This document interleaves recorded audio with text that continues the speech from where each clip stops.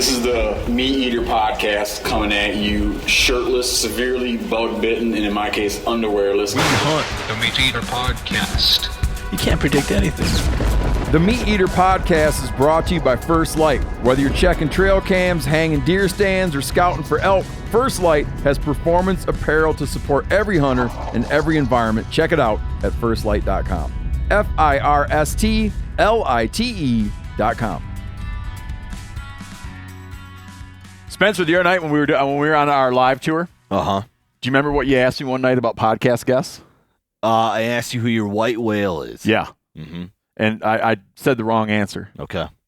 I said Hank Williams Jr. Mm-hmm. I was wrong. Okay. It's these three ladies sitting right here next to you. Oh, well, good.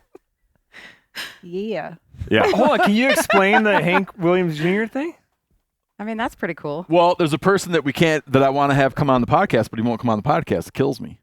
Which is him? Hank Williams Jr.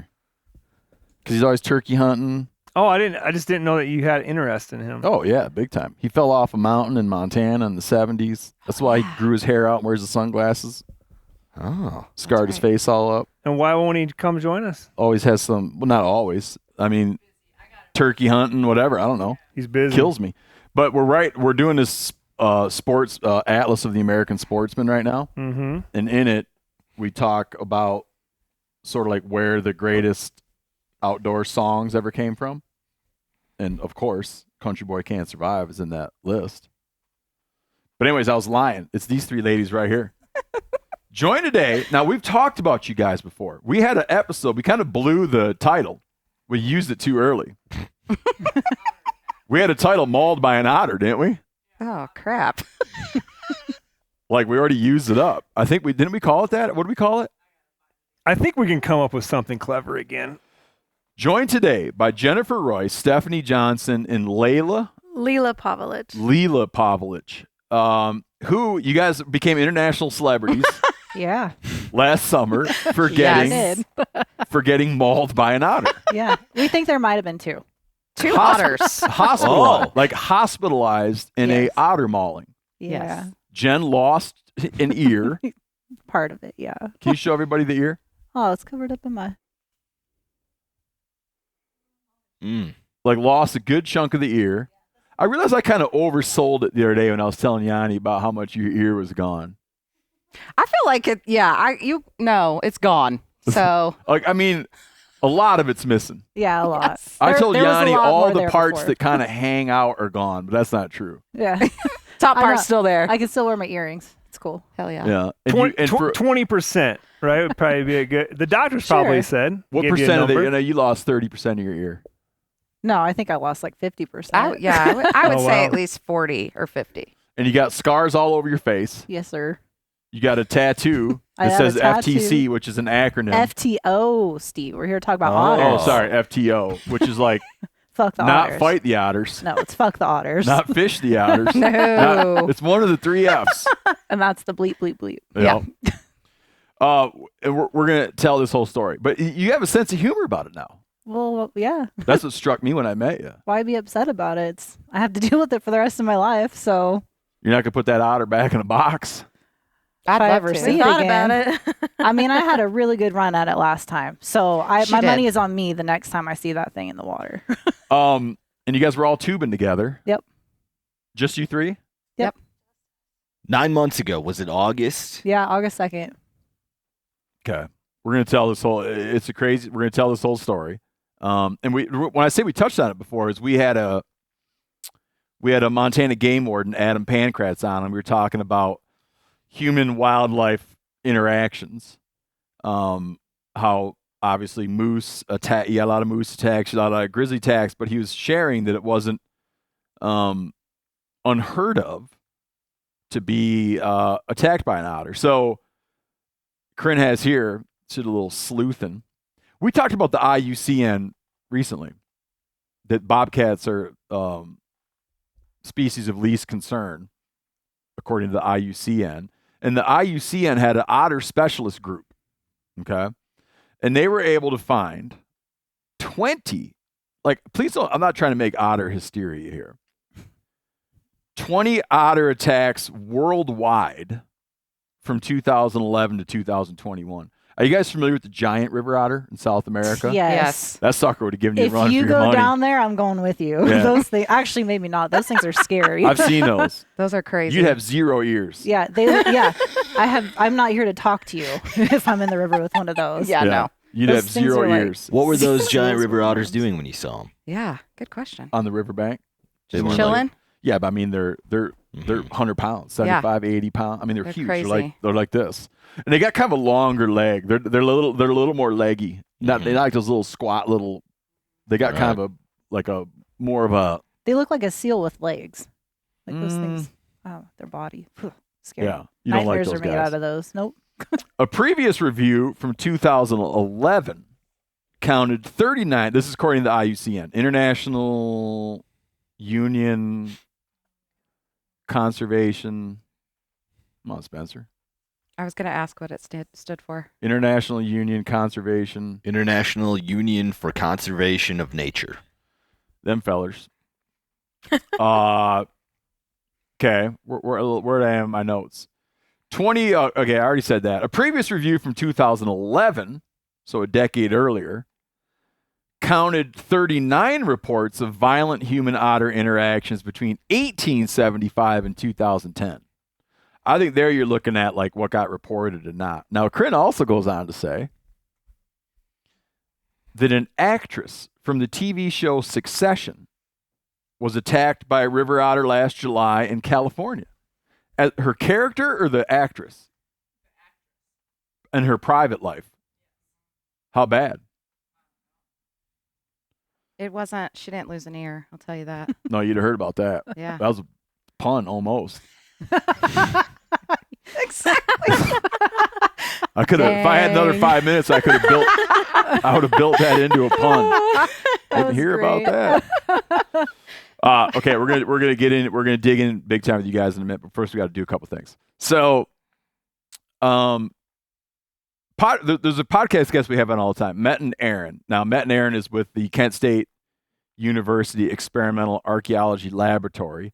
He's been on the show talking about Clovis points and Folsom points, Ice Age projectiles. It was with Met and Aaron that we did the project where we butchered the bison using stone points. And of course, you can go watch all about that on YouTube. You can read about it on our website. But he is, so if you're familiar with his work and his appearances on the show, oh, wow, this really touches a handful of worlds, Stephanie. You're going to appreciate this. I'm nervous. No, it's not about your search for the Mr. Perfect. Okay, cool. So my work life? Okay, let's It's hit your it. work life. Listen to what he has to say. This fella, Matt and Aaron, I'm talking about. Mm-hmm. We are trying to build the Bob Patton Endowment for the Kent State University Experimental Archaeology Laboratory to fund experimental archaeology students and research. That's awesome. Now, here's where you're going to perk right up. Okay. We waste an inordinate amount of time writing grant proposals. Wow. Good Lord. Yeah. Tell it's them right what you there. do for a living. I sell software for grant makers and grant seekers. In fact, No. I think you just might have got a raise at your work. I hope so. Foundant Technologies. Foundant Technologies. So I'm trying to help Metten out, but I just helped him out because he could just call Stephanie Yes. at Foundant Technologies. Foundant. Foundant Technologies. If you're a grant writer, or if you're a grant, how do you put it? Grant maker, grant seeker. If you're a grant maker or a grant seeker, Stephanie has just what you need. She's also single. And if you're between, where did we land? I think we said 35 to 52. If you're between 35 and 52, Yep. nice, wealthy, Nice. Tall. tall, How Like tall? 5'11 plus. Yeah, that's good. give her a shout. Or Please if you do. just need some grant writing software, Metten. Is Metten single? Or does he No. fit the criteria? I think Metten's married. Okay. Oh shoot. I don't know what he's probably, he fits all the, yeah. The criteria. Great. As he goes on to say, so back to this important issue. This is serious. So they're trying to build, okay, Metten. We're trying to build the Bob Patton Endowment for the Kent State University Experimental Archaeology Laboratory to fund experimental archaeology students and research. We waste an inordinate amount of time writing grant proposals, so all of the lab's success has been with one hand tied behind its back. We want to spend all of our time on what matters, making experimental discoveries about ancient hunting and survival, and helping students with those interests. A permanent research endowment will allow us to achieve that goal. Then it says, click here to donate. So Corinne will install in the show notes if you'd like to support their work. Okay. If you or your company is interested in contributing a tax-deductible donation to the Bob Patton Endowed Fund, please contribute and click the Support the Experimental Archaeology Laboratory link. Corinne will include this in the show notes.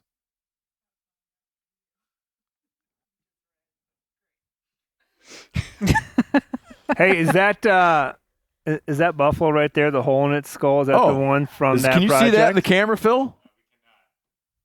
That's the buffalo from the experiment. If you come to the MeatEater store, we're recording in our store. We're recording in our flagship store in Bozeman. If you can come, you can poke your finger right in that hole. I didn't know that was the buffalo. Yeah, that's him. Oh. You can stick your finger right in that hole. I'm going to after this episode. Can you see the bullet's path of travel on the Yeah, back no, on it the keeps back going. side? Yeah, I can see right through to the wall. I'm going to make a little sign that says, stick your finger here. And it'd be like, you know those things where you get behind and it's like remember that Yanni, we were down in Arizona and there's that old thing where you look like old settlers, but you stick your face in there and it takes a picture of you like an old settler. It could be a thing where you come from all over the world and get a picture of yourself with your finger in that hole. That's not what I thought. Where I thought you were going with that. Most taxidermy they don't want you to touch, but Steve's encouraging you. Yeah. They're gonna make a sign that says, "Put your finger in this hole." And right next to it is my dad's bull from one of the people's fan favorites episodes of MeatEater ever. Yeah, everything's down here. That's the Seek Deer from the Seek Deer episodes we made. Mm-hmm. That's all this stuff. On the subject of experimental archaeology, hey, we're gonna get to otters. No worries. Okay. Have you guys ever listened to this show before? No. Okay. I've seen your I Netflix show. wasn't trying to catch you. There's a thing I talk about on the show a fair bit, which is a thing that I've been interested in is the ascendancy of the stature of the Neanderthal through time. So when you were a little kid, what was your image of them? Monkeys. Yeah, exactly. Yeah, I'm like, Like that they would had a club. Yeah. Yeah. Kind of just grew. Yeah, and then now it's like, oh, they kind of had art, and oh, they made jewelry, and it's just our understanding of them has changed a lot. And people also have this idea of Neanderthals as being somehow like a failure because they went extinct. But we now understand that they interbred with humans, so they kind of were. They didn't vanish; they were sort of absorbed into an incoming population, and also that they spent 600,000 years in Europe, right? Mm-hmm. Hugely successful group of people. And so all this research keeps coming out as we kind of understand them better. And there's this paper out right now where they found this kill site that wound up having how many wooden tools came out of this bog? Anyways. Sorry, I didn't read this one. 24 Okay. complete or fragmented spears. Now here I'm just gonna act like I'm lecturing you guys. All right. I'm delivering like a lecture. You're familiar with the term Stone Age? Yeah. yes. Okay. Well, stone lasts a long time. Everything else rots away. So if you come and make a bunch of stuff, and then 50,000, 100,000 years goes by, you'd show up and you dig up and you'd be like, oh, they got a bunch of stuff out of stone, but all the other junk is gone.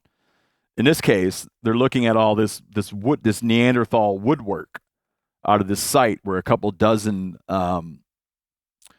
spear shafts and throwing sticks came from, and it's talking about, turns out they were pretty crafty at woodwork, selecting very appropriate wood for purpose, fire hardening wood, carving, shaping, lathing wood.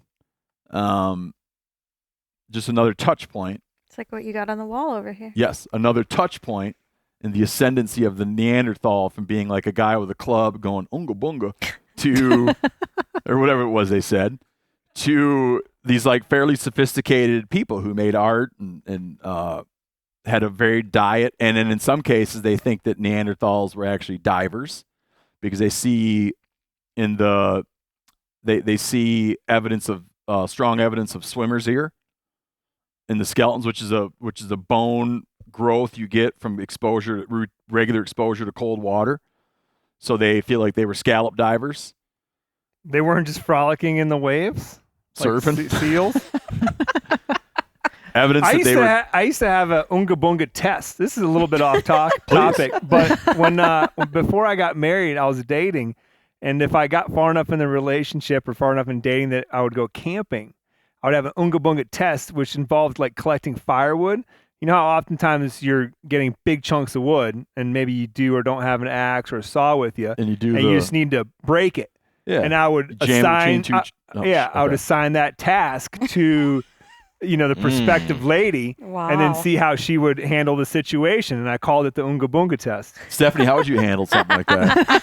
Because this is going to become an issue for you. I know. I don't know that I would handle it well. I'd probably just try to run over it with a vehicle. Hey, that's a smart way to go about it. That'd look badass. Can I give you another one? I'd be like, I like this girl. No, if you find two trees growing like this, you take the stick and go like this, and then grab here, and go. Oh, so smart. Very smart. Yeah. Cuts Guess it perfect, depends on how perfect thick it firewood is. size. Or just pick up the whole thing and just slam it on the Yeah, ground. and run it over and yell shoot it with Unga a Bunga. pistol. Yeah. Did your wife have to take this test? Oh, yeah. How'd that go? passed. She would have Okay. zero problem. That's awesome. What's the latest on the guys stuck in Turks and Caicos? Are they still waiting? Holy cow. We did a special episode drop the other day where we interviewed two individuals, so two Americans, wound up in prison in Turks and Caicos, like bizarrely similar situations on a very tight timeline. Then there became a third of people who went to vacation in Turks and Caicos and had like some of their hunting, like a duffel bag that they use hunting, and had a stray round of ammunition. Okay. And then now are imprisoned, facing a potential of a minimum sentence of 12 years in prison for breaking their gun laws, even though they had a hunting rifle, a round of ammo with no gun in which to shoot it. In both cases, they were found leaving Turks and Caicos with it. Not coming in. They got in. They got through American TSA. They got through Turks and Caicos customs, are there for a week of vacation, are coming home, and on the way home are found to be in violation of a gun law. No gun to shoot it. This interview with these two gentlemen prompted a guy to write in from Australia. And he's a professional hunter. He's a wildlife control agent. Okay? Private, not an agent. A private wildlife control professional. He's in Melbourne. He's pointing out we have very strict gun laws in Australia. He's in Melbourne. In an x-ray of his backpack, turns up a .308 round. The security guys get real excited. Tell me he's probably going to be in a bunch of trouble. And in this case, check this out. The round had found its way between the inner and outer lining of a pocket in his backpack. They had to cut the bag to get the round out. Eventually, though, a guy, he goes through sort of the ranks of people here. He has an occupation as a professional shooter. He eventually gets to an officer who points out, you got to feel like a real idiot. And then says, you don't have a gun for this anyways with you, so the round is kind of useless to you. And he was able to just hand over the round of ammunition and go about his business. So there's that. Man, I want to talk about the Full Metal Jacket deal. We'll talk about it later. Who crossed off Christy Noem's hunting dogs?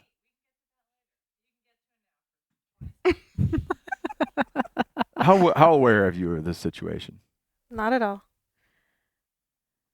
When I say Christy Noem to you, does anything come to mind? Nope. Governor of South Dakota. Okay.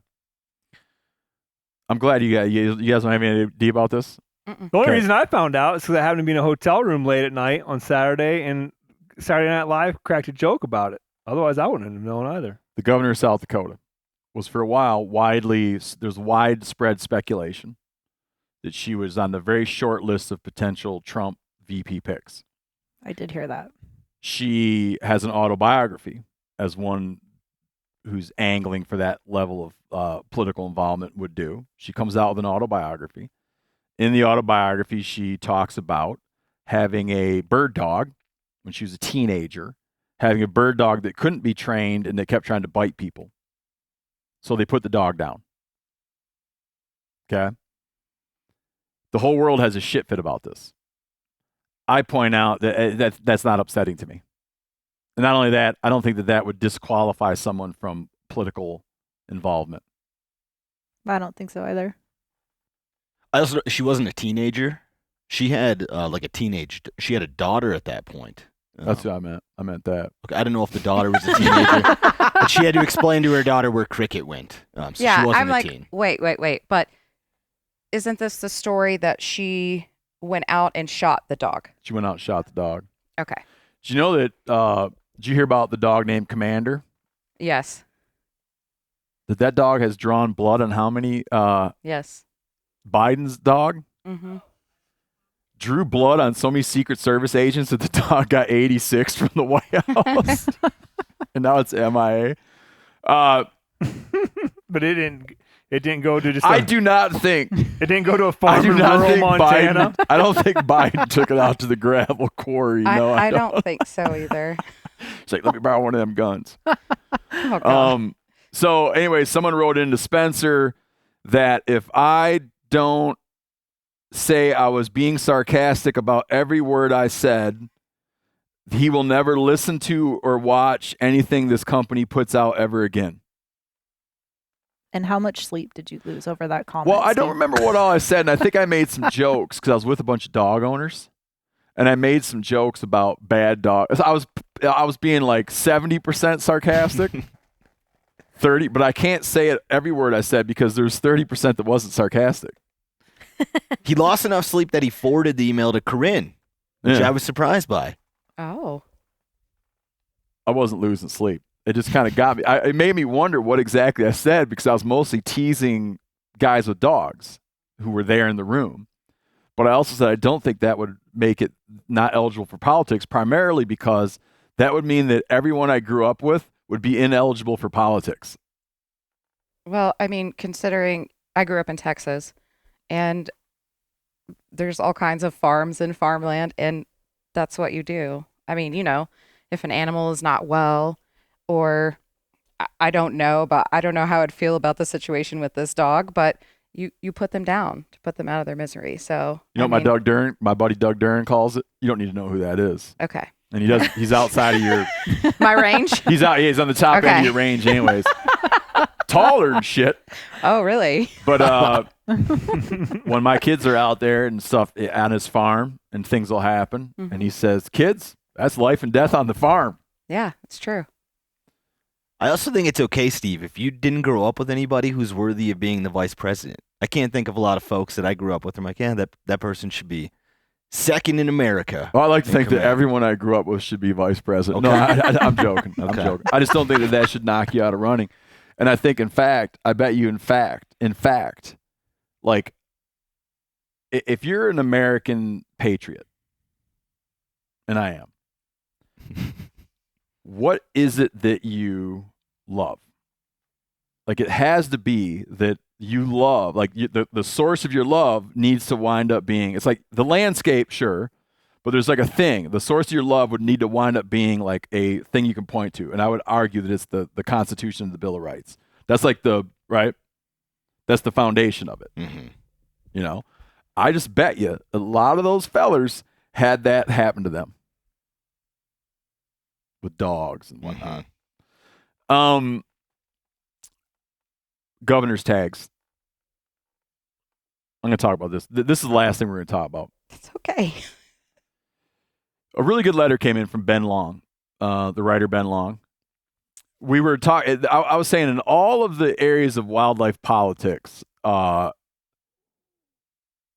I can't form an opinion on. It's having an opinion on governor's tags. Like, I see both sides of the argument so clearly. If you somehow have missed this conversation, I'll try to make it quick and painless for you. There's a way that states raise money for wildlife habitat work and wildlife work is they will take hard to draw tags, and oftentimes a state will take one tag for every hard to draw species. The ones that get the most attention are tags for desert bighorns, Rocky Mountain bighorns. And they give most of the tags out through a lottery system. But they'll take one tag and give it some special rules, okay? And they'll auction it. When I say special rules, I mean that when you draw a bighorn tag, I don't care any state in the West, when you draw a bighorn tag, you're applying for a specific unit. And that unit could be, that unit could be 50 square miles, right? Well, when you buy a governor's... And it's within a season. And within a season. So it'll be, okay, your season is, I'm just pulling this random out of thin air. Your season is September 15th to November 29th, and you have to hunt the Janis Putelis unit, and that's 40 square miles. I just named a unit after you. A governor's tag, they'll kind of sweeten the pot. They'll be like, okay, you can have 365 days. That's your season, and you can hunt any unit that's open for any harvest of bighorns. And they'll auction that sucker off. And I remember it being like, oh my God, a governor's tag went for $250,000. And then it was, oh my God, a governor's tag went for $500,000. Then it was a governor's tag went for, it's pushing $7 now for some governor's tags. And they'll have these for various species. It's saying 600,000. Okay. 700,000 was a record-breaking price a few years ago. Okay. They've always been controversial because we have this principle in our wildlife management system that wildlife is our wildlife resources are allocated democratically. That's why you have lottery, or that's why you have what's the word I'm looking for? Tag draws. Mm-hmm. $20, $30, whatever, if you're a resident of a state, a few hundred if you're not a resident. You put in, you join in, and they give it out through a lottery system. And that's democratically allocated, meaning it's not free, but it's achievable for most. Everybody has the same odds of getting it. Well, but you do have to add in that little, the fact is that, like, say in Colorado, which has one of the highest populations of sheep, okay, there's still only roughly 200 ram tags, I think, in the whole state. And the demand outweighs the available tags by far. And so there are people that will apply their whole entire lives and will not draw. Yep, that's a good thing to point out. It's what drives this is a scarcity of opportunity. Yeah, and resources. Yeah, like if you're in Wisconsin, no one's going to buy a governor's tag for white-tailed deer because it will be like, well, I'll just buy it at the gas station. But these are things that you can't get. And like you said with Colorado, well, I've been applying for a sheep tag in Montana since 1997. Every year, I have not drawn one. How many years is that? Good Lord. 30. 27. So then some guy comes in, Johnny Big Bucks comes in, and he buys it, and people get pissed. I'm torn on it, though, because it raises so much money for habitat. Like they're really careful about that money. When they sell a governor's tag, I don't know what it is, 90% is put on the ground. And Arizona, I lost track. What the hell state we're even talking about? Who just voted to get rid of governor's tags? Oh, Arizona. Arizona. Okay. Arizona's game commission just voted 4-1, I believe. So overwhelmingly to ditch governor's tags. Clay and I, we had a podcast while we were on the road on our live tour, and I explained all the pros and cons. The writer Ben Long writes, and I'm just going to read his whole damn letter because it's such a good letter. You and Clay had an interesting conversation about the pros and cons of governors and landowner tags and other privileges that go to the highest bidder or those with means. Like you, I'm torn on the topic. Hard to argue with cold cash. Ben continues. But here's another consideration. The credibility of the system. The North American model works because it's a social norm. We put up with our individual inconveniences because we believe it serves the greater good for the greater number and will get our payback down the road in terms of opportunity. It's the basic premise of democracy. But today in America, there is a growing feeling we are stuck in a two-tier system. When I was a kid, you could not pay extra to skip lines at Disneyland, Phil, or at the airport. We were all in it together. Today, there's a growing sense that the rich get a different kind of justice and taxes because they can afford better lawyers and CPAs and can hire lobbyists to write the laws. Similar with who pays the ultimate costs in our wars or who gets arrested by police. There is a growing sense that while the bulk of us are allowed to vote, moneyed elites buy more influence with campaign contributions. In essence, more and more folks think the game is rigged. When enough people believe that, people flaunt the rules and democracy and conservation falls apart. So if we can raise similar amounts of money for conservation without playing favorites with any class of folks, it may be the better path forward. Now, if you're a way-ass pro governor's tag person, write in an email like that. I'll read that sucker. So Ben swayed you. No. Oh. I'm still torn. All right. I appreciate a well-written letter. Mm-hmm. Yeah. We should start having on this show, you know, it'd be fun, is if we had a letter write-off contest. Steve's essay contest. Yeah. Keep it tight. Give a word limit. Like Christy Gnome's dog. Pro, con. And we'll read them. It's like an essay contest. And then we'll send the winner a present. Oh, I love it. Send the winner a present. And we'll announce, okay, right now, this is the inaugural one. The essay, how many words is that, Corinne? I will put us in a word count. Do you mind? Here. Okay, hitting it. Come on, so Corinne. roughly how long? I'd say like 200. I'm going to say 201. That's 265. But it feels maybe go a little less. 250. Someone's got to screen all these things. Okay, 200-word essay. There you go. Send it to Corinne. What email address do you like all this to go to, Corinne? Corinne is somebody. The MeatEater podcast at themeateater.com, and it'll say essay contest, Noem, N-O-E-M, and it'll be the best essay saying, like, why that's, like, I'll write that one, why I feel that would be, like, a justifiable scenario, and then, I'm not going to actually write it, and then someone write one, why that should disqualify someone for American politics. 200 words. 200 words. Two Corinne of will read them, all you throw of it them. out.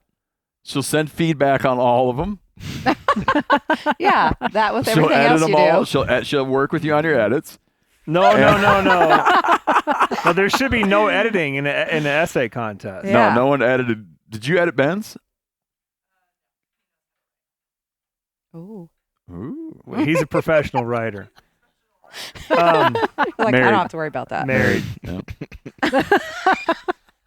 All right, I want to hear the whole story. I haven't heard the whole story. Now I met Jen, and someone I believe came up and introduced you to me as the river otter lady. I introduced myself. You introduced yourself to me as the river otter lady, later. and I said, and I begged you to come on the show. Yes. And you initially were resistant to it. Yes. But I begged you more, and then I followed up with an email. You emailed me the very next morning. I woke up first thing in the morning. I was shocked. I thought, oh, he's just being No, nice. I woke And then I up- got an email, and I couldn't thought, sleep wow. all night. I woke up first thing in the morning. Couldn't sleep Did all you night. decide the day before you were going to send an email the next morning? Well, what happened was I think his wife did. my lovely wife Aw. got your contact Yep. because she got your contact because she knew how much it meant to me. And then shared your contact with me, and I woke up in the morning and composed an email. Yeah. Oh, we got it too. Just so Okay. you know. Okay, so let's walk through. Let's walk through the otter tech. You guys are Hold on. Our I wanna tubers. Yeah, know- this is like I a wanna know hard if- leap here. I Like want this to know is if Steve's well-written letter swayed Oh. you guys. Like, is that what did it? To write about an otter? Oh, his email? Yeah. Oh, actually, yeah. It was. I don't know. I was like, whatever. I don't Jen's know the who this decision person is. maker. He said it was his life's new goal or life's new mission. I can't remember how he worded it. I thought so it this got a little guy's hyper. committed. It might have got a little hyperbolic. Yeah, but- you Yeah. got He wild. says the same thing to Hank Williams. Yeah, exactly. But see, now you can tell Hank Williams Mhm. all your rowdy friends were here. Yeah. So now All he my has to rowdy show friends up. came over Yeah. this morning. Yeah. Do you guys tube a lot? Do you guys Yes. call it tubing? Yes. Okay. Floating. Floating. You guys call it Floating. floating. We Yeah. called it tubing when I was a kid. Yeah. That was a long time ago. Who calls who and says, "Hey, let's go tubing"? Floating. It was Jen's birthday, so we Yeah, were trying to I get don't together know. and enjoy a nice evening together. You guys grow up- your did you guys- birthday? That My day? birthday was the day before. Did you guys grow up Yeah. together? No. No. Okay. No. How do y'all know each other? Wow. Well, Jen and I know each other through powerlifting. Yeah. We We used were to be a big deal. competitive. We were competitive powerlifters. What? Yeah. And that's how we met. You guys Yeah. met through powerlifting? We were Yes. both single moms. I Yeah. had just gone through my divorce. She was single, raising a she wasn't a I have an teenager old then. daughter but now. How old's your daughter? 21. Wow. Yeah. So I don't need babies. Yeah. Just gonna throw that out there. So it's like getting like dudes people at home need to get like a notepad out Yeah. to keep Building a track of profile. like Or just what email all, me. because a lot of I'll guys are send now it. like, damn it. I feel like, have we even made it clear why we're talking about you and men? And like, is this just confusing to your listeners? Stephanie, the software saleswoman, Yeah. is available. Is Yes, single. I'm single. She's romantically These are my available. married Yeah. friends. She got married friends. So you had a birthday. Yep. And then you guys were like, let's get together for the birthday. Yep. And you hatch a plan Mhm. to do a float. Yep. How did you stage your cars? Well, we took it up past the caverns, I think, and that's where we were going to put in. And then we had a car down at the bottom where we were going to take out. Seppington Bridge. Yeah. Who dropped their car off? I did. Okay. No hitchhiking. No, No. no. You guys no. staged Thankfully. your own drop-off vehicle. Yeah. Yes. And you planned a float that would be how long? We thought 3 to 4 hours, I think. Mm-hmm. And you guys are floating on what? Inner tubes. Inner tubes. Okay. Floaty tubes. All right. And it's August. Mhm. Hot day. Hot day. Okay. Yep. Everybody's got the swimsuit, boiling hot, summer day. Well, it was like 5 o'clock in the afternoon. I had to evening, wait so for it them wasn't to get off that work. hot. So Okay. it was in the later afternoon. Yeah. What level of tubers are you guys? Are you guys like you guys have it all decked out with you guys each have a separate tube with a cooler and the umbrella? Basic and bitch. No Yeah, umbrella. no. basic. We don't do that. You guys are basic. We Yeah. had snacks. We had beers Where do you keep your coldies while you're floating? in my hand. You got them all in your Did we hand? have them just in the tube? Or did you have a I had a medium-sized dry bag Yeah. with me with all of our stuff in it, some towels, thank Didn't God. my keys, We and had a phone. floaty one too that you could put the drinks in. Yeah. We had it's like a floating the ice chest that you connection. can put. Okay, so your that's stuff just in. what So he we- asked you. Yeah, You yeah. guys said basic, but that's high level float. Well, we didn't have an umbrella. God, that's But you got high like level. a whole extra float for your coldies. Yeah, and your Well, that's whatnot. yeah. important. It was my That's birthday. just basic shit, though. Okay, That's what basic. everyone Yeah. does. Okay. Yeah. It wasn't a And lot of beers. Let's be clear. You guys are drinking a bit. Yeah. Impaired? No. That was a responsible amount. I mean, No, it was my well- birthday. We'll leave it at that for me. I can say this. Jen was having a great time. She was not going to be driving herself home because it's her birthday. Okay. I was going to drive her vehicle. Leila was driving her own.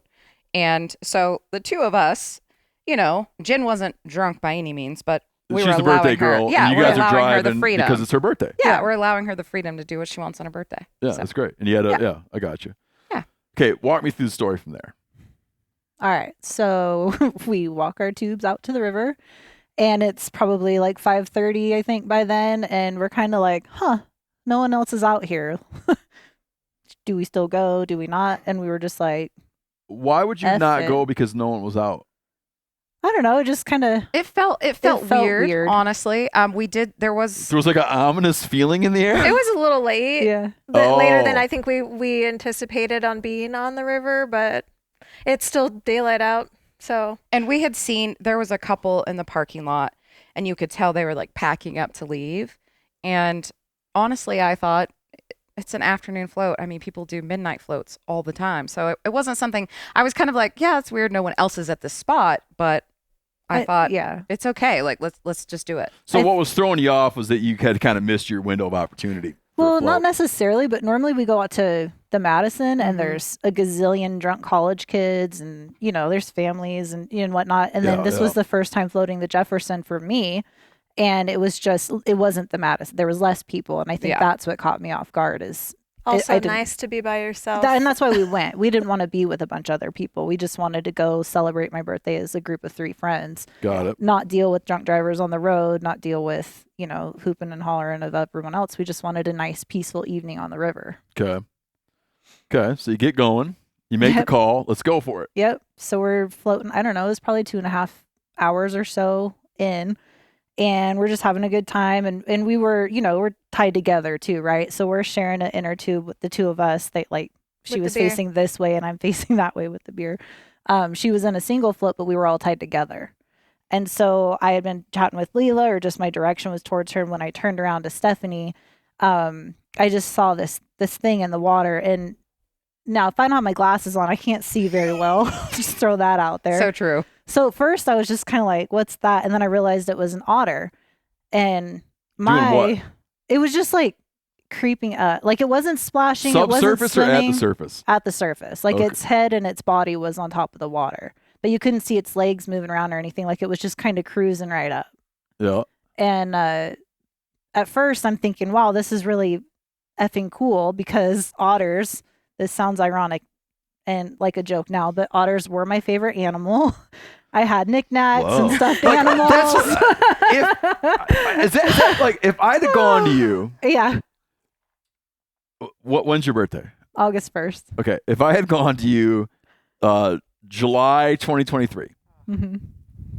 and I said, what's your favorite animal? Yeah. You legit would have told me. Yes. In July 2023, I was legit contemplating an otter tattoo. Yes. No shit. And now I have them all over my body. So, Really? yeah. And you're backing her up on this. Oh yeah. She has that shit on her windowsill at Yeah. her house, at her kitchen. And after it happened, I was like, what the fuck is this? Yeah. Like, let's get rid of these things. But I couldn't with that because it was for my daughter's 13th birthday. So I allowed I it. can't get rid of that one. That one's sentimental. I don't like to look at it, but Are otters not your favorite animal anymore? no. Okay. We burned many stuffed animals after the attack. Okay. So, When you first are aware of the otter, how close is it? oh. maybe where Yanni's knee is at. 5 Okay. feet. Yeah. It's close to, it's on my side. Yeah, she was in between me and the otter. She had her back toward the otter. And you think to yourself, oh, that's cool, an otter. Yeah, and before I could say, "Hey, Steph, there's an otter behind you," she got bit from under the water and started, Just, you know. So it immediately came in and just bit you. Yeah. Well, And- that's where we think there might have been two because I was looking at one as she was getting bit from Yeah. underneath. I didn't, when you're floating, you go over rocks and it hurts, Yeah. and it's usually your butt. And so Yeah. I could tell Jen was looking at something. And then all of a sudden I felt this really painful something on my rear. And I thought, oh my gosh. And I jumped up and when you're going to hit rocks, you kind of lean Yeah. up in your tube like this. And that's what I did because it was so painful. I knew there were no rocks because the water is so deep where we were. So I was like, what happened? And when I finally turned to see what it is, it's an otter and then all hell broke loose. But what did you see? Because it was underwater. Well, and big I on just the saw, She bottom. saw like- the one I saw. Yes, the one that's just Oh. chilling right here. He's just like, hey, get that girl. I was like, dang. Anyway, so it bit me. One of them bit me. And of course, I was like, oh my gosh. And by the time I could look over and see what was happening, it came at me again and it popped my tube. So then I went in the water and Oh, was, it did. yeah, I was fighting with it in the water. And I, honest to God, I thought I was going to drown. I thought it was going to drown me. Were you able to get a whole hand on it? No, it did this really weird. I have no experience with otters until now, but it did this really weird, what I call a body roll. It would move its body around my body just like a snake would, Yep. swimming around me. And I remember being in the water thinking, this thing is hell-bent on drowning me. Hell-bent. So your tube deflated that fast? Oh, yeah, because his claw popped the tube, so I just went straight in with it. Not. Are you on a truck tube? No. Like a tractor we're in tire those- tube? Blow up tube? Yeah, blow-up tube. Oh, so thin. Like Yeah. something you find more at Walmart. Yeah, not, like at a not when you grocery buy store. At the, Yes. at the tire store. Right. No. Right. I no. understand. We like those because they have cup holders, but that's Yeah. okay. So the claw got right through it. You're Oh, just yeah. like, you're in the water. Yes. And these two, of course, I don't know what's happening up above, but I know that I'm fighting to try and get up to the surface, and it's so deep that you can't touch. So I'm. So at a point, you're completely underwater. Oh yeah, I'm. And I And did. it's biting you. Yes, scratching, biting. Wow. I really felt the body weight like trying to keep me in the water. It was like not allowing me to resurface. So I fought like hell to get my feet to the bottom Mm-hmm. to try and just push myself back up. And finally, I don't really know how it happened. I was lucky enough to finally just come up. And when I did, it's funny now, but I remember looking at them and their eyes are huge. And I know I came out of the water looking like, help, because I, had did what you're not supposed to do. I panicked. I screamed in the water. And you're bleeding now. Oh, yeah. Of course, we don't know how bad. We didn't know anything about that at that point. But by the time I reach up and I know I said help, and I was like grabbing their tube. And about that time is when, again, all hell broke loose and Jen ended up going in the water. What are you guys seeing in those moments while she's now not around and under the water surface? So, I mean, I had a feeling I knew what happened to her because I had seen the otter Mhm. right before all that happened. And so for me, kind of what she had said is it felt like that, normal reaction where you're trying to get away from something, you kind of like repel yourself. And when I did that, all of my weight went on the back of my floaty tube, and I fell back, just head Got it. first backwards into the water. So I didn't see a lot of what happened to Stephanie because we talked about that, weeks after the accident, kind of finally piecing together, everything of how it happened in order of events. And so I had fallen backwards into the water while she was being attacked. And then, yeah.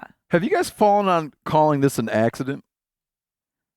Yeah. I mean, I call it an accident. Yeah. I wouldn't. Versus, I call it an attack. But it was like actually a lot. intentional. Oh, yeah. No, yeah. It was a sabotage for sure. It was, yeah, I call it an attack. I would Yeah. say, Yeah, it wouldn't be an accident. yeah. What happened on accident? I don't know. It's because I would have You accidentally got mauled by an otter. Yeah, I accidentally just fell in. That I thing don't know. just bit my butt. No, that thing was hell bent on. It was it was like it was hunting us. Like when Yeah. I say it was just kind of cruising up in the water, it was just stealthy, like quiet, stealthy, eerie. To know, once it was there, it was like, wow, this thing's been watching us for I don't know how long, Yeah. and then all of a sudden to see it and just how strong of an attack it was. It was definitely like it knew what it was doing. When you came up, Mm-hmm. had either of you guys been bit yet? I had no idea what the hell was going on. I didn't see nothing or hear nothing. All I saw was her tube. I popped, and then she was in the water, and then somehow Jen was in the water, and I didn't know what was going on. So Well, did you know something bad was happening? Or yes, I didn't like something's happening in the Yeah, water. she's like, I don't gotta know go. what's going on. So I got on all fours and Oh. on my tube and was trying to look in the water and see what was going on. And I remember these two were in the water, and I seen this otter come up out of nowhere. It looked like it went to bite the tube. And then I took my dry bag and was kind of shoving it at the otter to try to get away from them. and lost it for a second and realized I need that because it has my phone in there and my keys, and went to grab it. And I think that's when I got bit. Reaching your hand into the water. Yeah. And then panicked and was like, I just need to get to safety and get the hell out of the water because I don't want to be wrapped up in the tubes and then drowned. Yeah. So How far just apart were your sailed tubes? off. We were tied together. I mean, So we our could tube all... was a onesie, you could say, with the cooler in the middle, and then her tube was roped to us. So Okay, so you pop up. Yes. You're already in the water. Yep. You fall in. Yep. Okay, walk me through the sequence then. Uh, Because at some point it sets to work on you big time. Yeah, I mean, I feel like the moment I fell in the water, the otter was on me biting. So that, again, that's why we're thinking there was at least two. Yep. Because I feel like it was fighting or trying to bite me the whole time. And so exactly like what Stephanie says, I remember that thing actually using its hands and pushing me under the water, like it was intentionally trying to drown me. And that's where the thought came into my head of just my kids. And I was just thinking, you know, in a way, like how embarrassing. Like, I don't want my kids to hear that their mom's no longer here anymore because a fucking otter drowned her on the river. Like, no way. So I just got mad. And exactly like what she said, I tried to find the bottom so I could push off. And it was Really? too deep. I just couldn't, because you're under the water for so long. So you're like, You're fuck. so disoriented. Yeah. You don't know what's up and down, and it was deep. Well, and your brain's trying to figure out what the hell even happened. Like, you have no clue. Like, your brain is just delayed. You can't put together that it was the otter that did this and now you're in the water. You're just like, I have no clue what's going on right now, but I know it's not a good thing. Yeah. Was this at like sunset on the river? Yeah. I think it about was 8:30. I think at that point. Yeah. I No mean, one else around. no one else is Dusky. around. And you guys are screaming like hell, but there's no one around. Yeah, and we had just started to float, like the river was just going back from the main highway there, Yep. and it was actually kind of behind like a hill. So you Yep. couldn't even see like cars driving by or anything. You were just starting to go further back. At what point did it get like where it was able to have such access to you that it was able to like remove your ear and bite your Yeah, face? Like, how's all that Just happening? right there in the water. I just remember trying to like kick it away or like punch it, like try and push it away. And every time I would do something, I was bitten. Like, it didn't. So if I hit it with this arm, I got bit. If I did this arm, if I kicked with my legs, and I just remember it felt so hopeless. It felt like no matter what I was going to do, it was going to beat me. And I just remember it had bit like my face at one point, and I just thought, shit, that's going to be really bad. Like, I just knew it was an awful wound. And then it bit again on the other side, and I was just like, what the fuck? Like, what is wrong with this thing? And so then I kind of grabbed it by the shoulder Yeah, it gave joint. you like matching bites. Yeah. So I got one there. And then at your cheeks. Yeah.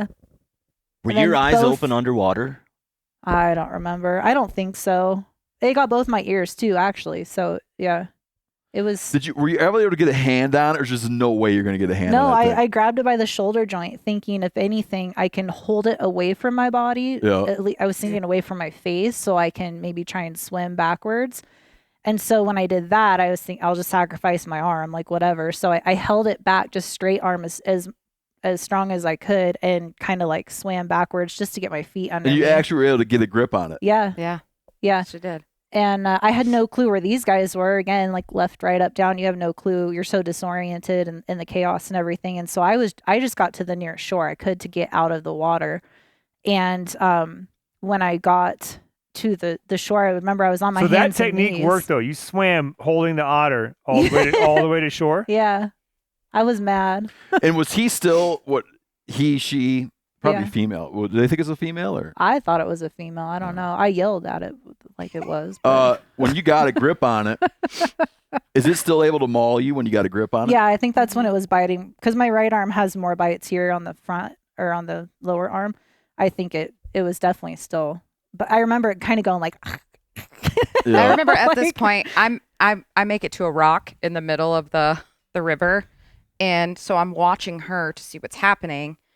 And initially, she had her back to it, and it did this really crazy, like almost it can't leap, but like a swim and a leap thing, Yep. and it went to the back of her head, and it clawed the back of her head, and I was just like, I couldn't do anything, right, but scream.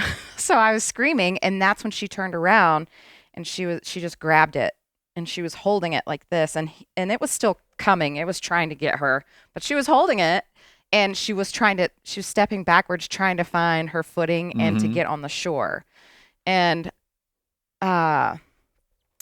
that was hard to watch, To see your friend like that. Yeah, She was just there was nothing bleeding. I could do, and you could see All when down the her otter face. when the otter was like getting her, you could see blood just going, and I thought, It's like a bad horror movie. yeah, I was like, I don't really know what this is going to look like at the end, but it was not fun to watch. And it was 5 minutes from the time you like spotted it to the time that the attack ended. Is I that think right? so. Yeah. I mean, everything 5 happens minutes? so fast. Like 3 to 5 minutes, probably from the start of the attack. Of just nonstop maybe. biting, though. Yeah.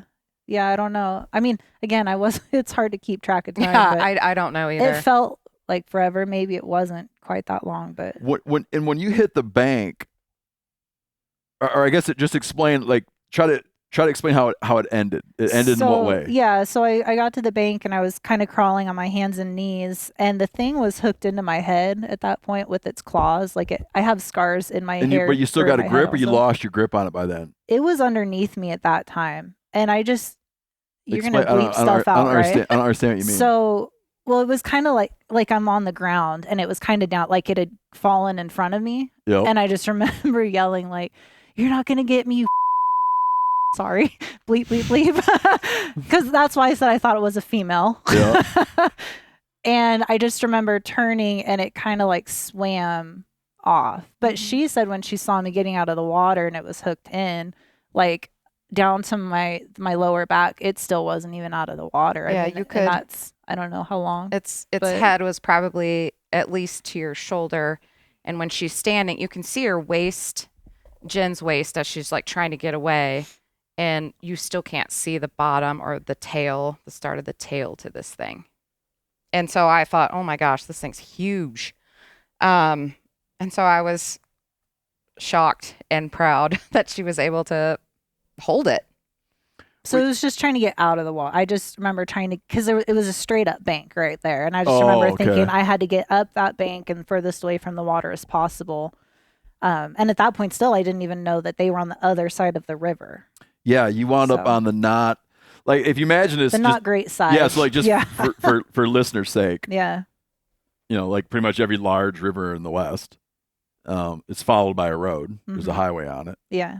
and you wound up, there's a highway paralleling the river, and you wound up on the not highway side of the Right. river, and it's a Yep. substantial river. Yeah. Mhm. I mean, just for people, like, I don't think you can where you guys were, but you can run a jet boat in the river. It's not a stream. We it's a river. float down there in our drift boat and fish. Yeah, yeah. But definitely not a jet boat. It's like it's a river. Yeah, just, Mhm. yeah. And you went up on the other side.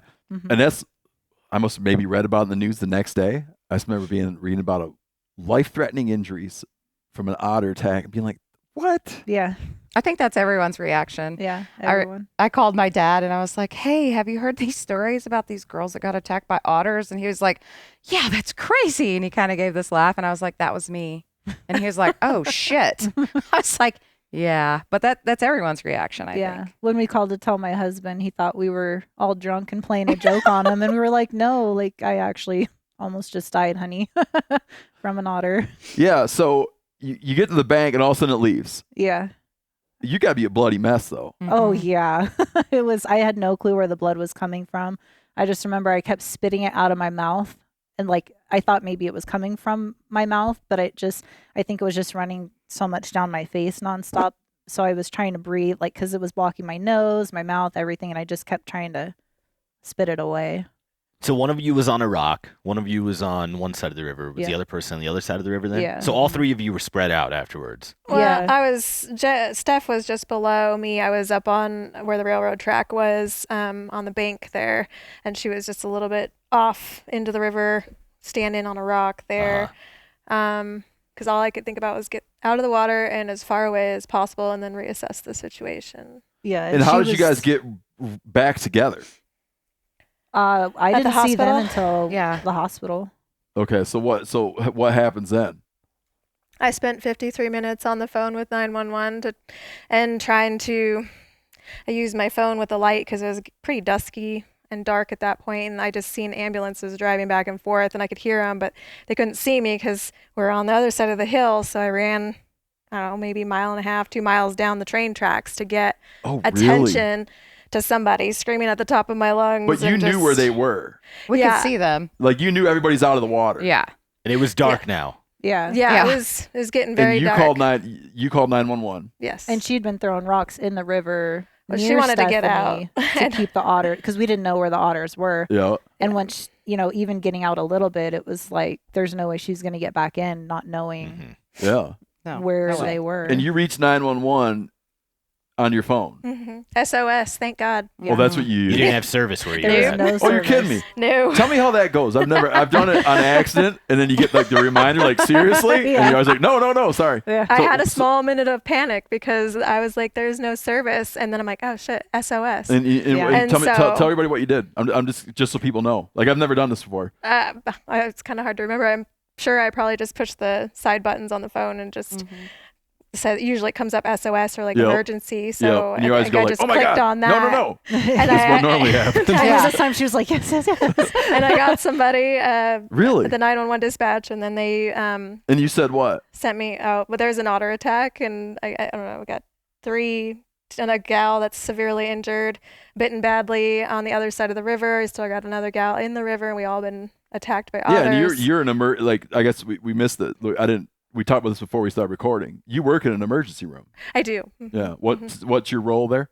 An ER tech. Okay, so you have the right vernacular for it. Sure. You're able to tell them pretty I mean, clearly. when it's your own emergency, it's a little different, and especially when You're not like you're watching your lesions, friend die across upper the river. quadrant lesions. It was definitely different. Worried about her and not knowing if she was gonna be alive when I was able to see her again. Did the responder take you seriously when you said otter attack? I think she had to repeat it. Yeah. Yeah, I don't think. I mean, he was very calm, which was nice. It helped me stay calm. Yep. But also, they were kind of like, "What? What's going on?" And even some friends of mine that work for Lifelight were kind of like joking about the situation because you're kind of like, "What's going on?" This doesn't make sense. Later they were able to relay to you that there was a what now? Just a joke. No, I mean, yeah, ongoing they're saying joke what of, now? Like my response when I saw it, Right. Sure. and like when I is this read real? it, because like 10 people sent it to me, and with all due respect, like I get it now, but with all due respect, at the time I saw it, I had a like, what? Yeah. Sure. Oh, yeah. Everyone did. Everyone My does. husband works for the fire department, and they were reading everything, and I had told dispatch, I said, "Hey, my husband works for the fire department. We just floated down the same river like a couple weeks ago. He knows exactly where I'm at. Need to get a hold of him." And his number was attached to it, and his buddies were like, "Hey, this is your phone number here and your name on this call." And so I got lost. Explain it again. he works for the fire department. Your husband does. Yeah, so they Okay. get the 911 calls on they can see him, all the dispatch calls out. Yeah. And they were kind of like, "Hey, so your like name your is wife- attached." Yeah. Your wife is name- calling 911 right now. Yeah. Well, his name was attached to the call with his phone number, I see. which they never called him, but he ended up making it out there at some point and picking Thank us God. up and taking us to the hospital. But yeah, So it was that's how your a hot husband mess. gets news of this. Yeah, Like yeah. it seems like you're on 911 right now. Yeah. Yeah. And then I called him. Thankfully, I was able, once I was out down and met with EMS, I was able to get a little bit of service. And luckily, my phone had enough charge to actually call him and tell him where I was. So you had to run down a set of railroad tracks to get where the railroad tracks came up to the highway. There's still a good amount, like. It's like you have to off-road Yeah. from the highway Yeah. onto land, then to the railroad track. So it's still a good distance from the road Yep. to the railroad track. Yeah. And then You doing this barefoot, or do you have flip flops? or Thank something? God I had water shoes on. Uh-huh. Okay. Was the SOS conversation clear? Yes. Like you had good signal in Yes. that moment. It Yep. felt like. it worked good. As far on my end, I could Uh-huh. hear dispatch clearly, and it sounded like we had good conversation. And how did you try to explain where you were? I'm just curious, like just as a life lesson, like I don't know, I'm on the damn river, like what were you saying to pinpoint your location? That's a good question. I was probably saying down the road from the La Hood restaurant. Okay. And why were they And- not able to just go by your GPS on your phone? That's not a technology they have? That's a good question. I think they were trying to ping it. I think I Oh, just they don't were trying to know. ping I think eventually they could. Okay. I see. Yeah. I don't know. We were like directly across from the caverns. Part of the though. problem is they didn't know how to get to us. Yeah. Oh. Yeah. So they could maybe see where we were at, but they had no clue how to actually access where we no, were. I understand. Like what network of roads would have led in there. Yeah, Right. because it's like private roads or like there's barbed wire fences up along the road. So Understood. it's like how could they even bring EMS Get, back there? get emergency vehicles Yeah. to the, okay. Yeah. So you run out and eventually you're able to shine a light. Yep. And then how do you escort them through to even get there? Are they off road to get back there? Yeah. So luckily, the landowner was one of the first people that I ran into. And then I think Willow Creek and some EMTs. And I just said, you guys need to keep going down the railroad tracks. There's a gal just offside down in the embankment. And then the other gal's across the way. And I had already let dispatch know, like, we need a helicopter for the gal across the river. Like, I don't know how badly hurting she is, but she's bleeding profusely when I saw, so we need somebody over there right away. And what did the landowner, what was the interaction with the landowner? That wasn't much of anything. I think he was just on the side listening because I first was talking to whoever EMT was there on Yep. first arrival, and then they just took the four-wheeler down a little bit longer and then walked the rest of the way, it seemed, down the railroad So track. they live out there and they saw all the lights and Got they knew it. something was bad and they could actually hear us screaming. And Oh. they didn't know what had happened, but they knew it was bad. So he flagged them down and said, "Hey, what's going on? Where are you trying to get to?" Because they were just driving kind of back and forth. Understood. So he hopped on his gator with one of the paramedics, and Trooper Barbara Armstrong with the highway patrol followed them out, and she did do off-roading to get out there. Okay. And And how long are you on the bank bleeding? 53 minutes. 53 minutes was time of dispatch, so probably a little bit longer than that. And are you able to yell back and forth to each other? Yeah. Are you still on the rock? Mm-hmm. Okay. That's not funny. I have to laugh No, about but, it now. But but- how far apart are you guys? I don't 30 know. yards. Oh, so okay, so you're able Okay, to so you guys communicate. can 30, 40 communicate. yards. Yeah, we could yell to each other. What's I that could see her clearly. conversation like? That's hard for us to talk about a little, but I mean, once we told Leila she had to go. She didn't want to go. She didn't want to leave us. She'd been throwing the rocks in. And we said, Leila, you're our only hope right now. Like, you have to get out there. You have to show them where we're at. And so once Leila left, I was just like, Stephanie, you have to get out of the water. I said, I know you're scared right now. You have to be super brave. You have to run as fast and as hard as you possibly can and just get the fuck out of the water With one shoe. with one shoe. And a fucked up hand. Yeah. And so she Is the she rock did. out of the water? Yeah, it's a little bit out of the water. So I was just constantly watching my feet because I thought It's If just it- more that mind. if mind it play. comes back, it's gonna Yeah, attack yeah. me. Did you ever see the otter again? No, I never did. Thank And God. what side of the river did you get to? I was on the one with the railroad track. Got it. So you're yelling to her, just get off the rock. Yeah. Because that was the only way she could possibly, because Leila wasn't going to be there anymore to help fend anything off from above. So yeah, she got over there and, Now, when you say it's hard for you guys to talk about, what do you mean? well, I mean, I was definitely I was getting very faint. I think my Well, you body, were. oh yeah, I think my body was going into shock. I got very lightheaded. I've passed out a few times in my life to where I know what that feeling feels Okay. like. Yeah, And yeah. so I felt it coming on, and it's kind of like that Hollywood movie moment where, what's going to happen? Am I going to close my eyes and not wake up again? Like, I don't know what was going to happen. And so I just kind of had to have that mom best friend moment where I just said, I said, I know you don't want to hear this. I said, but I don't want to not say it. I said, I love you so much. I Oh, said, man, really? I said, I have to lay down right now. And I'm sorry. I don't know what's going to happen. I said, but please take care of my children for me. And she was just like, shut the fuck up. Oh my God, really? And Yeah, I mean, yeah. like kind of laughing, And I was She pissed. was mad. She was mad. I was mad. And I just said, I'm sorry. I said, I don't want to not say this and not Mhm. hear it. I think more so, yes, I love her and I wanted her to know that, but more so I wanted to know a female figure, a strong female figure would be there to watch over my kids if I wasn't there. And you could feel yourself like, Oh yeah. And you didn't pass out. No, but I said, I'm sorry. I said, I have to lay down right now because I just felt, if I got lower, maybe I wouldn't, lose my consciousness. And I remember I just laid down and. were you thinking it was because of bleeding so much?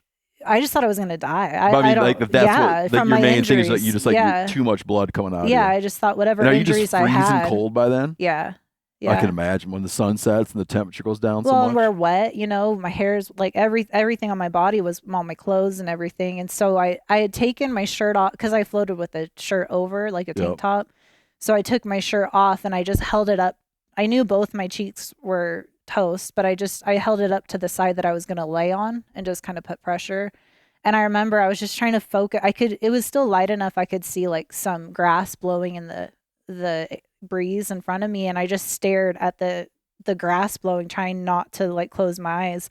And I can hear her and she's screaming and she's yelling and she's telling me to respond to her. And I honestly did not have enough strength to say anything back.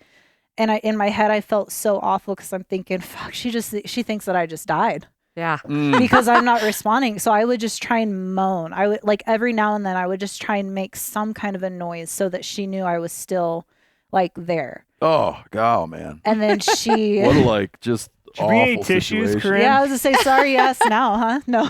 No. I wasn't expecting a real tearjerker when I came to work today. Oh, yeah. So, but then I just remember her saying, like, Jen, they're coming. Do you see the lights? Because they were coming up the railroad with flashlights. You remember saying that? No, I remember her saying that. Oh, I see. She said, do you see the lights?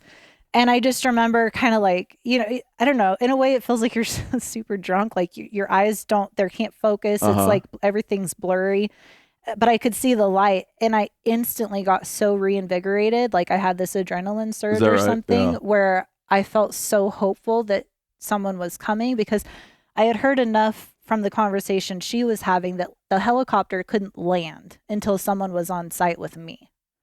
Now, even if they get to the site, there's still the river, right? I mean, because of the risk of landing on you, like. Yeah, I would imagine so. Someone needs has to be there to clear the scene to direct where to put it down. Exactly. Yeah, I got it. And so, I remember the people came up with lights and they yelled, raise your hand. We can't see you. We have to see you. Where are you at? And I remember I just kind of like raised my hand. I couldn't even hold it all the way up, but just enough. And they were like, we can't see you. You have to move. And so I this is a little funny to look back on now, but I had enough strength to sit up. And as I sat up, I realized there was a freaking bush right in front of me. And I was like, you've got to be fucking kidding me. Like, so then I had to move my body from around the bush so they could see where I was at. That's what was blocking their view, yeah. Yeah. And so then I remember I was just blinded by spotlights. And then I heard splashing in the water. I didn't know what it was, but people had actually swam to me. They crossed the river to get to me. And now we know those people were the landowner, Doug, and Trooper Barb Armstrong. The landowner swam over. The landowner swam over with his dog, Rose. And they came to my side. And then a trooper swam over. A trooper swam up full gear, had a 20-pound paramedic bag or something. Something she was carrying was super heavy. Really? Yeah. And they just jumped in. Didn't hesitate. No. It was just like they didn't think about their own safety, how far the swim was going to be.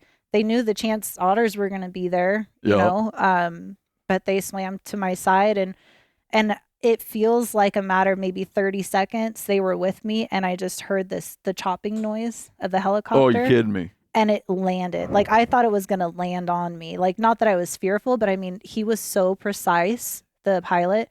I mean, right next to us. And then the paramedics came out and I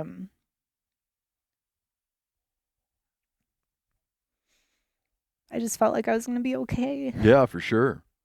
When the person emerged out of the water, did they start administering, like trying to block the blood and stuff? I don't think so. I remember holding Doug's hand. He was holding my hand and it was my bad hand, but I didn't know that. I just, it was just so comforting to have another human being right next to me. Dude, what a guy. The Oh, landowner. man, yeah. And I didn't know who it was. I assumed it was just like search and rescue. They sent out dogs or whatever, but it was just a good citizen. And his wanted to do the dog jumped right in and thing. swam over with him. Yeah, Rose. And so the dog, I love dogs, and it just Wow, felt so comforting. what a nice guy, though, man. Oh, incredible. I mean, yeah. nice isn't the right word, but I mean, like, We're in touch now, and it's so nice to have him and his wife, like just for us to have that connection from such Sure. a traumatic experience, and because you feel like you can't really share it with other people unless and you were there. who was the officer that swam over? Barb Armstrong, and she's with the Highway Patrol. And didn't she receive an award? Mm-hmm, she did. Mm. Yep, the Medal of Valor for the Highway Patrol for her actions that night. Oh, man. The picture of you in the emergency room, how long after the attack was that taken?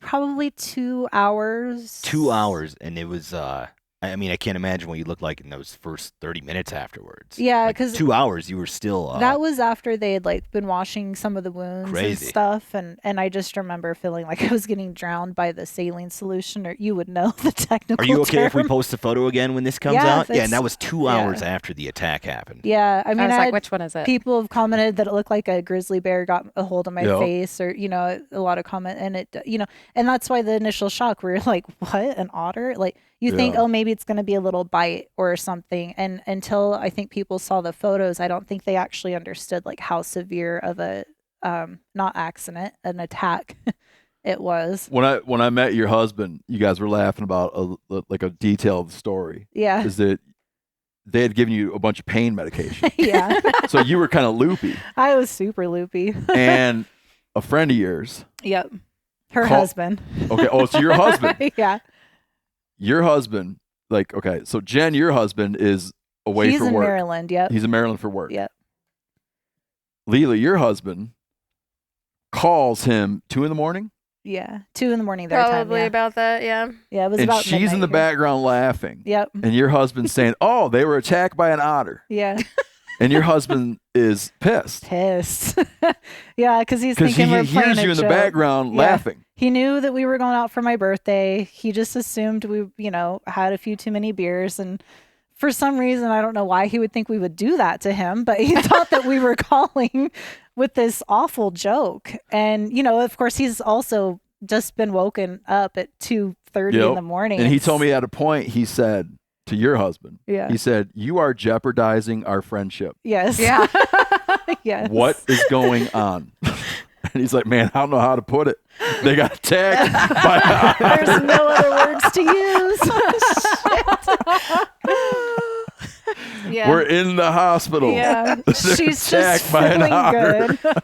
Oh my god. And There's no way to explain this. That's what he's telling me. Yeah. There's no way to I explain remember this differently. everyone in the hospital, like the doctors, nurses, everyone was like, why are you laughing? Like, you're the nicest patient. Like, this bad shit just happened to you. Why are you laughing so much? And I don't know. It's just like, if I got really down and sad and scared, I think it just would have been a completely different experience. And I kind of didn't want to let myself get there. Mm-hmm. And I'm also the kind that really, I don't like attention. And so I feel like I like to make jokes of things to like make me feel better and lighten up a little. Just to break the tension. Yeah. Break the tension of attention. So I would try and like Sure, make yeah. jokes and, I don't know, but I just, Everybody said you're tough. I was and feeling, they still ask about you. well, all the time. I was feeling good on the phone call. Like I was Mm. just like laughing probably with someone else, and he didn't take kindly to that. How did they try to sanitize the cause? 'Cause, I've heard with bear attacks, it's often a lot of secondary infections. Yeah. So Right? It's hard to clean it, right? I was on an IV bag of antibiotics. Okay. I was on, you would know more. I mean, I had to be on antibiotics for like 10 days afterwards also, like the pill form. But I had 2 different doses of antibiotics in the hospital. Washing out the wounds was, I would say, a bunch of saline solution, but it was like a squeeze bottle. Yeah. And they just had to squeeze it into everything to try and clean up as much as they could so that they could even see what the injuries were, because it was such dried, caked on blood at that Yeah. point. That And you're in there with your colleagues. Yeah, so Eventually, unfortunately, Steph and I were quite a bit behind, just because. Oh yeah, because they're in the helicopter. Yeah. Oh, she went. Yeah, Yeah, they went she real went right fast. away, and then I don't think we got there till like midnight, and I think she got there about 10. Oh, I 10, see. And so 10:30. we had met with one of the ambulance companies, and I asked them if they could just drive me to where my husband was, which he was at the Sappington Bridge where he could get some service, so he kind of knew what was going on. And did they treat your guys' wounds there? So we both had rooms on the opposite ends of the ER. All three of us were kind of in a triangle, and my husband was just kind of going around to each of us, making sure we're all okay. Because remember, I'm the single one. So my husband wasn't there. So Tyler had to stand in. We all had lots of wound cleaning, sutures, and Jen had to unfortunately go to plastic surgery in the OR, and I'm sure they cleaned her wounds out really well there. Where did they take you? Just it was in the hospital. I So just you went never to had an to get. You operating never room. got brought to Denver or Salt Lake City, anything like that. No. Give us the stats, Jen, of how many stitches, how many bites, how many cuts, how many hours of surgery. I'll start with the easiest one. Hours of surgery, I think, was right around 5. And that happened was, that night? Yeah, it was like at 5:30 in the morning because we had to wait 8 hours from when I had last like drank or had something to eat, and we had been snacking on food and drinking beer going down. So I had to actually wait for surgery for 8 hours from eating, and so they actually didn't do deep cleaning on my wounds until I was fully under. Then they could actually kind of go in there a little bit more aggressively. Oh, yeah. But they stitched up. I had 7 actual like stitch sites on my body, and then the rest, I couldn't even tell you how many stitches on my face and my ears. They were the invisible kind, and it was just, So 7 on all your arms and legs and torso, and then Yeah. then they treat the face was its own collection of stitches. Yep. So my surgery was just for my face and my ears. And how did they? What was the conversation they had with you about how much of your ear they were going to remove? So I actually didn't even know that my ear was missing until like maybe halfway through the night. And So when you came in, it was missing. It wasn't just shredded. No, it was missing. Yeah. Oh, so it was getting chunks of it off. Yeah. So he basically just reshaped my ear to make it have a little bit more of an ear shape look to it. So he did have to trim a little bit more off in order to and to also I wonder if that close. some bitch ate the earpieces. I bet I he know. did. I want to know. Sick thing. Actually, I kind of wanted to reach out to Vander Holyfield and be like, "Hey, bro, we both have something in common. Only mine was an otter." Yeah, man, you guys could start like And a you're supposed to support, know. a support Yeah. group. Like we only know what that's like. So Vander, if you're listening right now. Total stitches, though, were like in the hundreds. Oh yeah, easily. Surely. Yeah. Damn. So, and a lot, there were some sites that didn't even get stitches because, like a blood pressure cuff was on it or something. So they didn't see it initially, and then it was kind of too late. And Mm-hmm. so that's why some of these ones are a little bit more bigger. Just they didn't get closed up. What was the deepest or the My like, hand. worst? My hand, my palm. There's photos of that too, but my palm was the worst. It was just this big chunk of open Ugh. hand. Have you gotten all functionality back? Yeah. It probably only took maybe a month or so. My fingers had a little bit of weird like nerve stuff in them. Yeah. My palm, of course, was a little bit longer to heal up, but yeah, no other issues. And are you done? Yep. There's not. They're not gonna go do more stuff to try to put your ear back together more. You'll just ride it out. I mean, you could, but I don't really care enough. I was kind of joking about it afterwards. Like, I already have a husband It's and a new kids. signature. I don't have anyone else to impress. Like, I'm married. As long as my husband doesn't leave me, I don't have to do dating again. What were the so- wounds on you other two? Well, I just had a lot of like bite marks and scratches, and I would say the worst of them was my hand. I don't know how it happened. I'm just guessing that it probably bit my hand and I just yanked it. And I think that was probably the worst. I mean, of course, I was pretty beat It was up. pretty and- mangled. yeah. They couldn't even close it up in the hospital for quite a while because there just wasn't enough skin to Yeah, it was reattach. gross. What about your butt bite? I mean, all of those places were crazy, but it's just like spots. Like You want to show your butt off to the public? No, I do not. You can just tell us. Like, is there a mark? Yes, I'm like, Profile. We're making there's a profile. It looks Yeah. like that. Like you can tell where the There's like scratches teeth mark. are. Oh, yeah, scratch. and then there's teeth. You can tell where the teeth entered, and Yeah. You know, Steve's always wanted to get scratched up by a grizzly, but A it might little bit. It might be easier That's crazy, just to go dude. float down the river and I know. You're crazy. Get a little bite on I your just want a butt. little, Just stick your hand in there. A light little mauling. yeah, just stick your hand in there. It'll be great. Do you guys know what wounds are teeth versus claws? I do. I feel like I can tell. Yeah. Walk us through them. Like, which ones are teeth and claws? So that's a bite mark. Oh, look at That's that. like top and bottom jaw. You Oh, I can never see. noticed. Yeah, that's a Yeah. real clean, Wow. like, So Oh, there's, you can shows see you that it's- on, that shows on you your it's ga- shins, too. So- yeah, it yeah. shows you its gape. yep, so that's a bite. Oh. That was probably a bite. These would be more scratches. Oh, that's another one. The thinner, lines, Uh-huh. they're going to be more of the scratches. And then I had like these fingers had to be all stitched up. That's what those scars are. So. Yeah. And then my face. Yeah, the cheeks Yeah. bites, right? Yeah. And I have one like right up here by my eye too. And I'm so grateful that it missed. And it bit my nose. I'm so grateful it didn't bite, my nose off. I'd much rather him have my ear and his belly than my nose. But because I can't see Sure. my ear all the time, Yeah. And then now you forget about it. Yeah. Take them for granted. Yeah. Yeah. Man,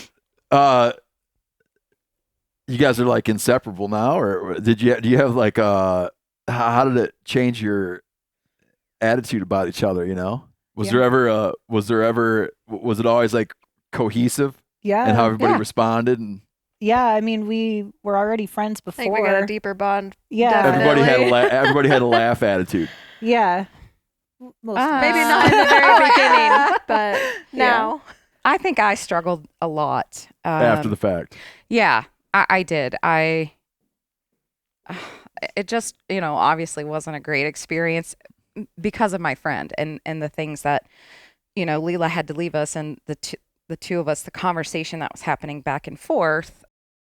And then, us both being okay. It was really hard for me to kind of be okay with, or to realize that we're both okay, we're safe. Like, that happened because, the situation we were in. And How long did that feeling last for you? quite a while. I would say a couple months, like 3 months. I really struggled. Yeah. And I Did you used have to a tell them Did you have a guilty feeling? I did, because Yeah. I couldn't do anything. Yeah. And you hadn't gotten as tore up. Right. Yeah. Yeah, and that is something that I really struggled with as well, is that my friend was really injured, and I felt really lucky that I wasn't, Mhm. and I felt guilty that I wasn't. And so I definitely, out of the three of us, struggled a lot, I would say. And I would text them and be like, "You're gonna have to bleep this out," but I'd be like, "I'm fucked up." Like, Is that right? You just, yeah, like I'm fucked up over this. We Like, all did counseling. People focus also. on the physical trauma because that's what you see when you see photos or you hear the story and it was bad. But it's the mental trauma that people don't talk about as much, and that's almost in a way harder. I mean, wounds heal, like we have scars, whatever, but it's the emotional piece that isn't Yep. as easily fixed. Yeah. And I think there was a lot of survivor's guilt. I mean, I didn't die, but I think there was survivor's guilt on their end. Like, I wish I would have done this. I wish I would have done that. Mhm. I'm a horrible friend because I didn't do more. Yeah, because Um, I think that knowing where you land, that everybody's okay. Mhm. I think there's still these moments, like for you, Stephanie, where she's not talking anymore, Yeah. right? And, Yeah. and it's like, though later it wound up being that wasn't what you thought, you still had to live in that. You still had to Yes. occupy that space, Absolutely. right? And then it maybe false alarm, Mm-hmm. but you had to sit there a sec with that. Yes.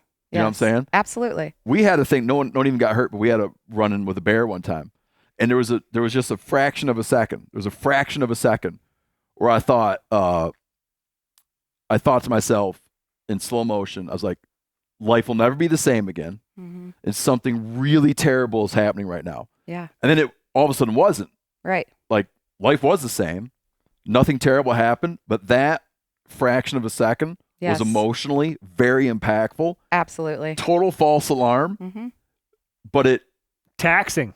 but it didn't go away. Right. Exactly. Yes. It Do you know did what I not mean? go Like away. most Yeah. close calls, it goes away. Like this morning. I mean, just very minor. Like my little boy, I went to wake my little boy up. He's not in his bed.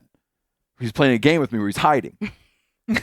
Right? As soon as I realize he's hiding in his closet, there's no like emotional damage done. Right. But for me, I'm like, what in the world? Yes, absolutely. And but I don't like. I'm not gonna go seek therapy about it because it was. I don't know the difference. Yeah. But with that stuff with that bear, dude, it took a toll. Yeah. It's over now, but for a while it was hard. I kept saying, I think I had gone to the hospital and we had to get our rabies vaccine, and my daughter was driving me. And I remember looking around and all these people are driving their cars and walking down the street with coffee and just laughing. And I was like, I feel like my world kind of stopped. And everybody else is still like doing their thing. And I felt so out of place. Like I felt, because I had just gone through this really traumatic thing, and I could not put those pieces back together. I was just really struggling. I read a lot about, after that happened, I read a lot about different aspects of I don't even know how you put it. I don't even know what the words were. Different aspects of near-death experience stuff, and different ways people respond to things, and how you get there's these approaches where you hear people say time stood still. You hear people say everything happened so fast, and it has to do with different people and that you become fixated on a thing. Okay? Like, let's say you come in, there's a terrible tragedy. Some people will describe just like a thing. There's like a thing that they were aware of, and they missed everything else. Other people will describe utter chaos. There's no single thing.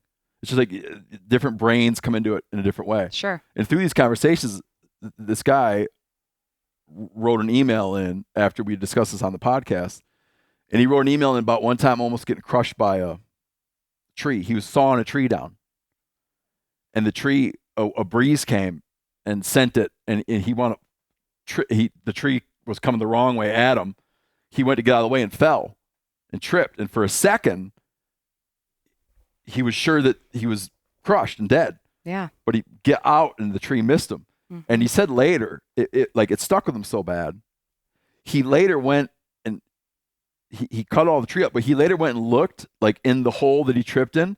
And he said, like, I had this moment where I thought I would look in there and my bones would be in there. Like that I did die. And somehow this is all this thing that's occurring in my head and I can't shake it. And he's like, I looked in there thinking that I was in there.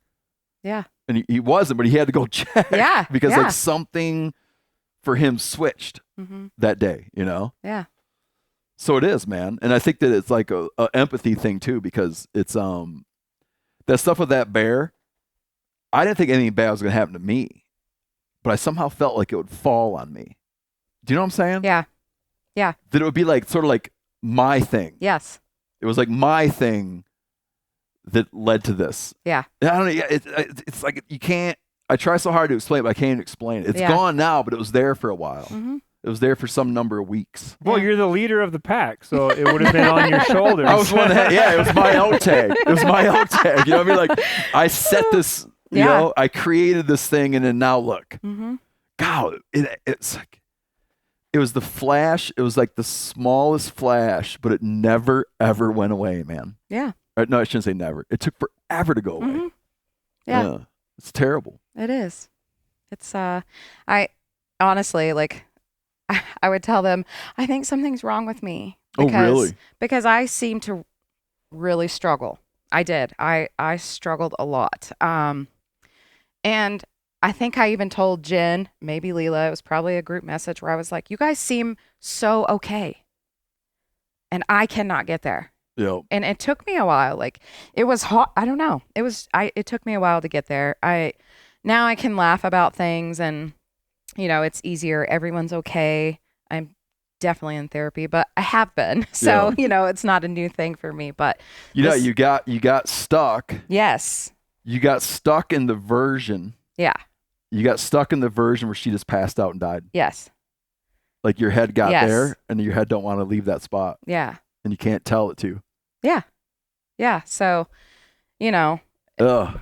it's been hard. That was hard. And I would say I'm doing much better, but yeah, I think we've all dealt with it in our own ways. And I think for Jen, it's been really good for her to be able to speak out and share her story.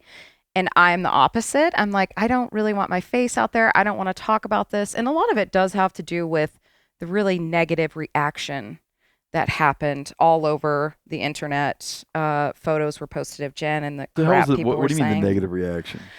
Well, Jen actually put out her own story with her photos and told about what happened to us.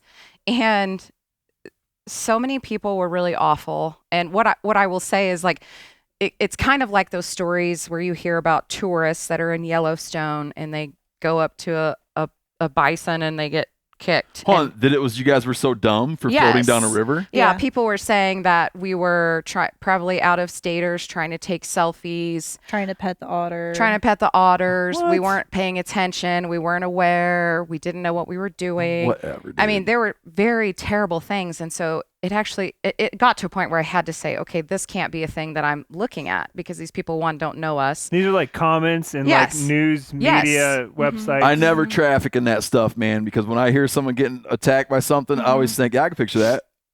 See? Thank you. Thank you. And so we had to stop looking at those things because the reaction was very negative. And it's been really hard for me to What? be so open and honest and put my face out there and say, yeah, like I was a part of that group. And also because it's a really hard thing. Like it was a really terrible thing we experienced and people make so light of it. And it's hard. It's hard for me. Well, man, I'll tell you, like I have to be, I guess it's confessional to say that and wanting to talk to you guys, I didn't, because everything happened so okay. And when I met you, you were so just like funny about it. I didn't factor that there was a lingering emotional effect to it because you were so flippant. Yeah. Part of that is just the defense mechanism of not wanting to get too serious. And I was talking to I don't know. Janis's wife on the phone last night. They were on and Yanni's daughter, and I was like, "Oh, she's kind of hilarious." yeah. I said, "She's like, she's thank really." you. I said, "She's really funny about it." You know, I said, "You Yeah. should come down and meet her." I just now I you're don't all want to get sad. Yeah, I don't want to get stuck in that negative mindset. Like if I'm going to live with this for the rest of my life, I'm not going to let it control my life. You know, I lost an ear. I have scars. It could have been so much worse. One of Sure, us man. could have been Yeah. lost. Like it's so minor in the grand scheme of things that I don't want to give it that power. Like Yeah. I don't know. This isn't helpful, but I mean, you could have taken a big old gasp of water underwater, Oh, trust me, we've played the what ifs. I mean, like 100%, man. it's rattlesnake territory out there. I could have been laying next to rattlesnakes for an hour. You know, talk about a bad situation getting worse. Like, what if one of those would have came up? Like, we had no clue. It could have happened when it was dark. If and Leila then we lost her wouldn't have known. phone, if we couldn't get through on SOS mode. I mean, I've camped out there enough. I already knew there was no service. I already knew we were up a creek, up a river without a paddle. Like, I already knew. Down, For real. down a river, I already knew it was a bad situation. literally down a river with no paddle. Yeah. So, yeah, Well, I guess think down- about how many thousands of people do that exact same thing. And that's Yes. why You we felt guys so did. hurt, I think, is because it's so common, especially in this area. Everyone knows what floating the river is. But people that are reading the story in New York or LA, you know, they might not associate that a river can, you know, be a recreational activity too. And so a lot of that was just judgment of being like, why would you even be out there doing that? Well, it's a pastime for Montanans. Yeah. Like, it's Don't normal. get dark they're until city later. asses. Oh my, hey, They listen. they only learn from it from the concierge at the hotel. Then they go and they're like, "This is the best thing." Yeah, ever." exactly. Yeah. So Yeah. Oh, I think part screw of it that. is just people couldn't relate to what had happened. Like, they couldn't put themselves in the same situation.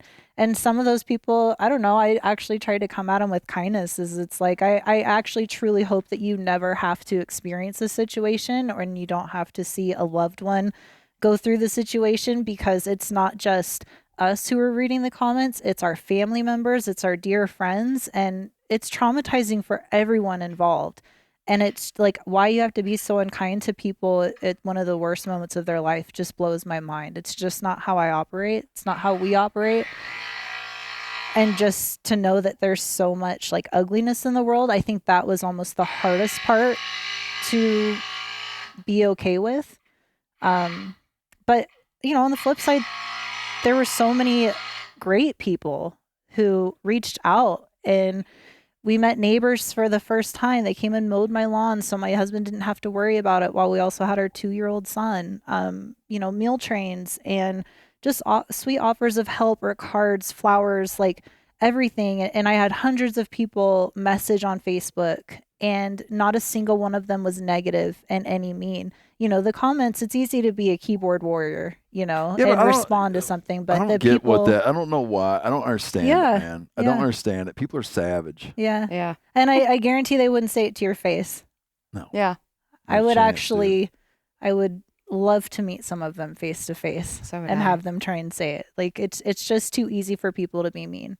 It's how Jen and I met. Word started to spread in our. We live like 5 houses away. Yeah. Word started to spread a little bit in our HOA Facebook group before it had ever like really gotten out there. So we had traded some Facebook messages then. Have you talked to any other otter attack victims? Yeah, I actually have had a few people reach out. They've kind of shared the same experience as just people being so cruel to them as well, kind of, mockery of the situation. And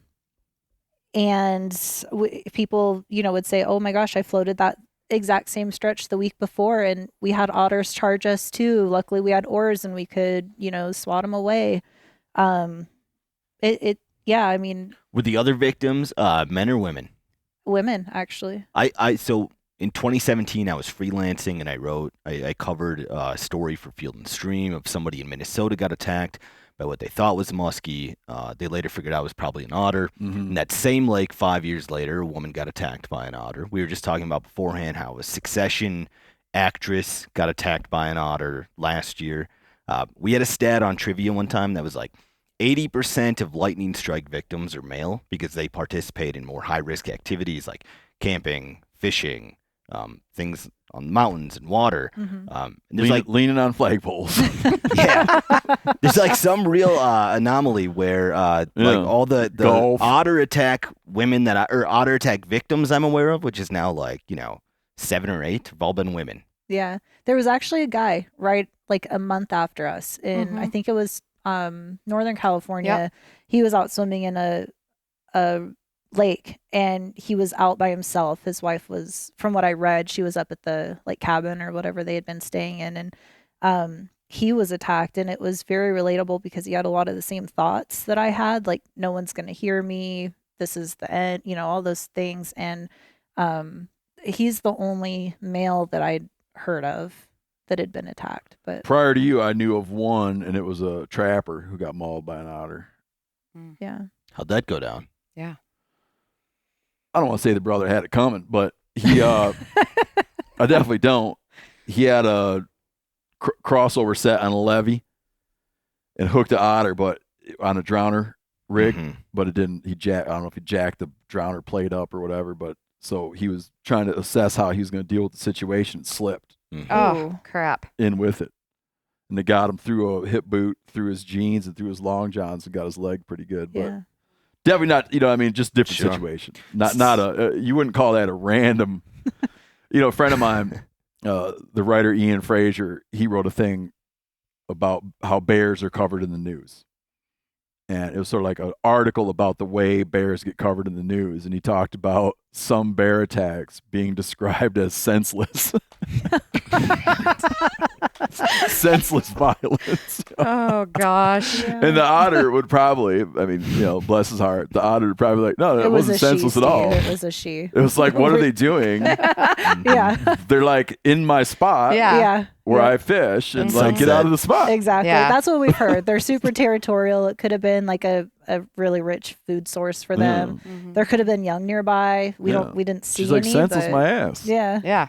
She thought she thought, she's doing what a protective mother-daughter would do, I suppose. Yeah. Steve, I want to tell you how MeatEater ranks among these three.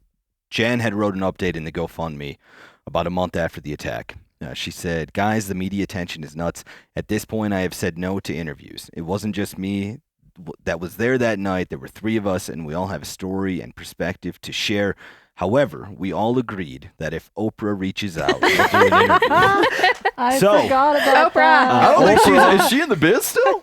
I don't know. Yeah, but she does a few here and there. I take Oprah. she said only Oprah, and now Ellen. here they are on MeatEater. Whoa. Yeah. Oh, that's nice. Thank you for Yeah. having us, by the way. Yes, Yeah. thank It's you. been a pleasure.